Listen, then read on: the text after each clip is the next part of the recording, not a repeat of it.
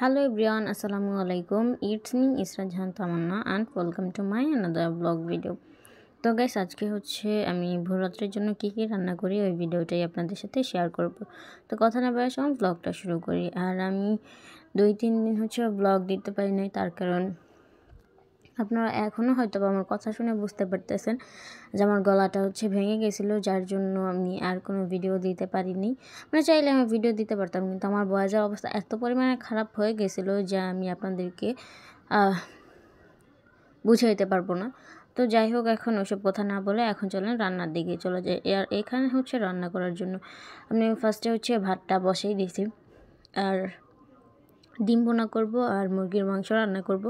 তো আমি এখানে একটা ডিম নিয়েছি, তার কারণ হচ্ছে আপনাদের ভাইয়া এত ডিমটা খুব বেশি আহামরি এত পছন্দ করে না, যার জন্য আর কি আমি আমার জন্য শুধু একটা ডিমই নিয়েছি ডিম বোনা করার জন্য। তো এইটা আমি এখানে হচ্ছে ডিম বোনাটা একদম রেডি করে ফেলছি।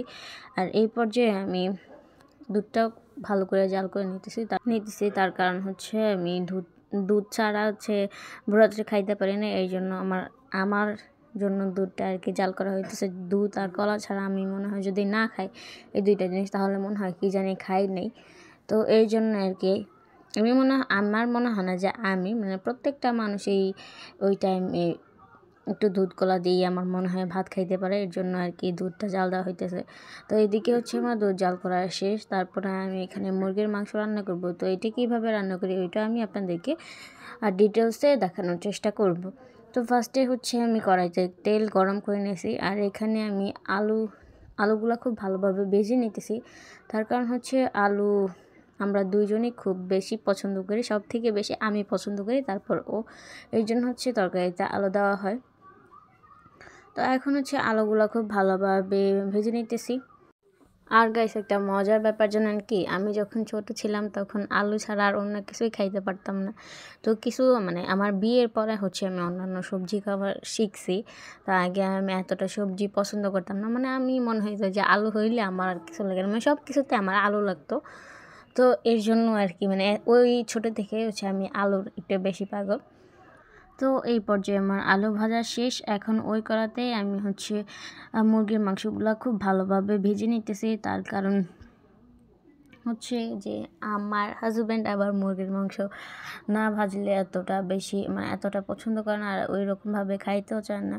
তো আমি চেষ্টা করি যেহেতু কষ্ট করে রান্নাই করি, তো আমরা দুইজন যাতে তৃপ্তি সহকারে খাইতে পারি, এই জন্য আর কি একটু ভালোভাবে রান্না করি, যেভাবে রান্না করলে খাওয়াতে মানে একটু মজা আসবে আর খেতে খুব ভালো লাগবে। তো এই পর্যায়ে হচ্ছে আমার মাংসগুলো ভাজা হয়ে গেছে। তো এখন আমি এগুলো একটা একটা করে নামিয়ে ফেলবো। আর ওইদিকে যে বাকি মাংসটুকু আছে ওইগুলো আমি অফ ক্যামেরাতে ভেজে নিব। তো এখানে আমার হচ্ছে মাংস ভাজা শেষ, তারপর আমি এখানে পেঁয়াজগুলো খুব ভালোভাবে ভেজে নিতেছি। আর এই পর্যায়ে আমার পেঁয়াজ ভাজা শেষ, এটাতে হচ্ছে আমি টমেটো আর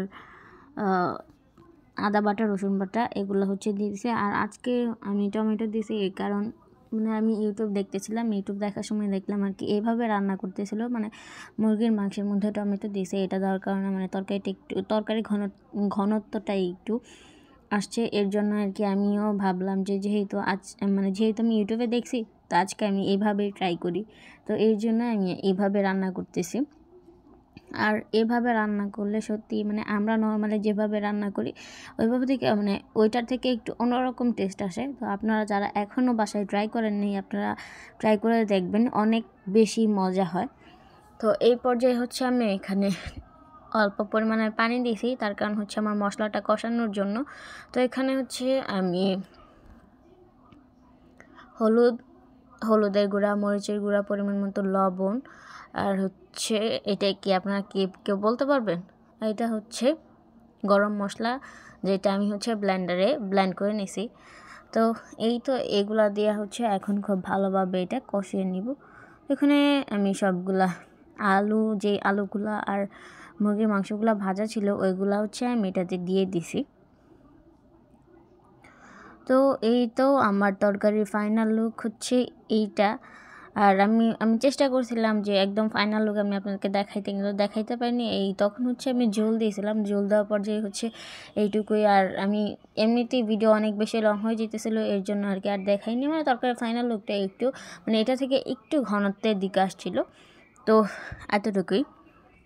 তো এই তো আমার ভিডিও ছিল এই পর্যন্তই। আশা করি আপনাদের সকলের ভালো লেগেছে। যদি আমার ভিডিওটা আপনাদের ভালো লেগে থাকে তাহলে আমার চ্যানেলটাকে সবাই সাবস্ক্রাইব করবেন, আর সবাই আমাকে অনেক পরিমাণে সাপোর্ট করবেন যাতে আমি সামনে আরও ভালো ভালো ভিডিও নিয়ে আসতে পারি। তো এই তো আর কি, সবাই ভালো থাকবেন, সুস্থ থাকবেন। খুদা হাফেজ।